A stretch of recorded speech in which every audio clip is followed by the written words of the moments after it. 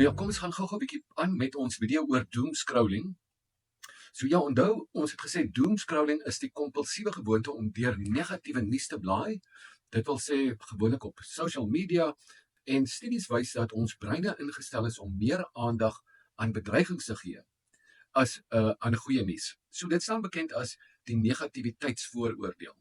Wanneer ons opskrifte sien wat ons bang maak, wat ons laat skrik, wil ons brein meer hê.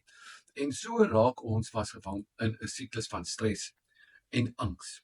Nou, wat is die tekens van sogenaamde doomscrolling? Eerste ding is, jy voel angstig na jy op jou foon was. Jy is jittery. Die tweede ding is, jy sukkel om op te hou scroll. So dis net nog een. Ons gaan net nog eenetjie kyk. Die ander een is dat jy 'n hele klomp keer op 'n dag of per uur na jou sosiale media kyk of na nuus. Dit wil sê jy wag vir daai TikTok notification om te kom, jy wag vir die WhatsApp notification om te kom, jy wag vir Facebook om te sê daar's 'n boodskap. So ja, hoekom doomscroll ons? Wel, een van die dinge is ons raak vasgevang in 'n siklus. Eerstens, almal weet van FOMO, fear of missing out.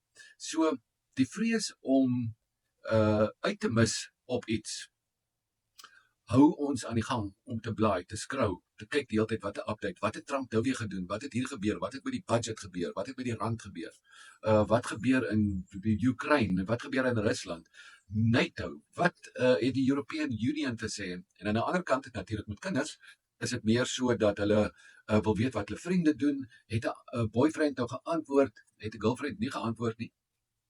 So wat gebeur is dat sosiale media algoritmes kyk wat jy na kyk, en hulle push die goed wat jy die meeste na kyk. En dit is gewoonlik die meer negatiewe goed. So, derdens moet ons kyk na dopamienverslawing. En dit beteken dat elke nuwe e-mail, elke nuwe post wat ons kry, alles het nou slegte nuus, vir ons 'n klein beloning in ons brein gee. En dit is 'n klein dopamine fix. Dopamine is die feel-good hormoon in jou brein. En dit hou ons aan die gang. Selfs al maak dit ons angstig. Hoe meer angstig ons raak, hoe meer gaan soek ons om goed te voel. Hoe meer ons wil goed voel, hoe meer gaan ons na ons selfone toe. En hoe meer ons na ons selfone toe gaan, hoe slegter voel ons. Dit is die kort en die lank daarvan. So, wat gebeur wanneer jy doomscroll is dat die streshormoon kortisol toeneem. Nou, wanneer kortisol toeneem, begin ons brein in 'n stressituasie gaan. Nou, verminder ons fokus en produktiwiteit. Dit kan definitief bydra tot angs en depressie, want ons kom nie by die werk uit wat ons moet doen nie. Ons voel skuldig omdat ons nie die werk doen nie. Weereens voel ons sleg. Weereens wil ons beter voel. En wat is die oplossing? Spring op die foon. Kom nog steeds nie uit waar ons moet nie. So, dit verlaag jou by. Dit verlaag jou algemene happiness van die dag. Dit verhoog jou stres. En aan die ander kant, as jy nie versigtig is, versteur dit jou slaap. Die blou lig van jou foon vertel vir jou brein dat dit nog dag is. In die tussentyd moes jy lank al geslaap het. OK, so, om van doomscrolling af los te breek, weg te breek, verg baie moeite. Maar dis moontlik.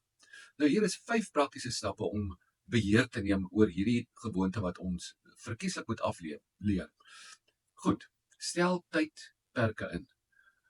Jy kan apps aflaai soos Digital Wellbeing of Screen Time vir iPhone om enige van daai goed te doen.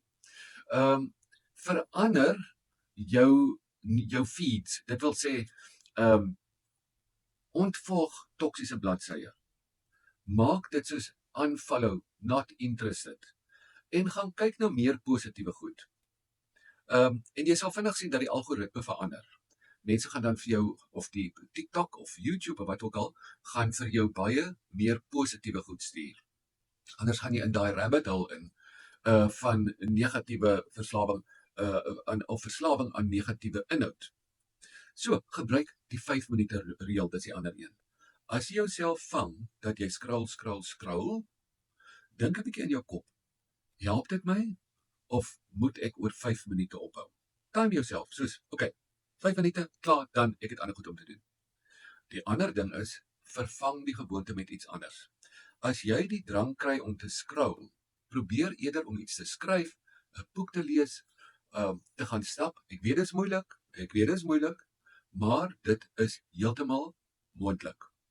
Dan die ander ding, gaan van lyn af voor slaaptyd. Net soos wat ek net al gesê het, blou lig en negatiewe inhoud kan jou slaap versteur. En stel 'n geen skerm voor slaaptyd reël in. Jy moet streng wees met jouself. Onthou, jou brein gaan vir jou beklei dat jy herrie sit. So, om die lewe te geniet. Die lewe is klaar moeilik genoeg. En om aan jou selfoon vasgekluister te word, maak jou net meer depressief, meer angstig, maak jou minder lus vir die lewe, maak jou meer negatief. So doomscrolling voel dalk outomaties, maar jy het die krag om die siklus te breek. Begin klein, stel grense, verander jou gewoontes, neem beheer oor jou gemoed. Jy weet mos jy voel sleg nadat jy vir 2 uur op jou foon gelê het en net chips geëet het. Nou ja, as ons weet dit laat ons sleg voel, dan is die oplossing baie eenvoudig. So as hierdie video vir jou gehelp het, druk die like button hieronder en teken in vir meer wenke hoe om 'n gesonder, gelukkiger lewe te lei.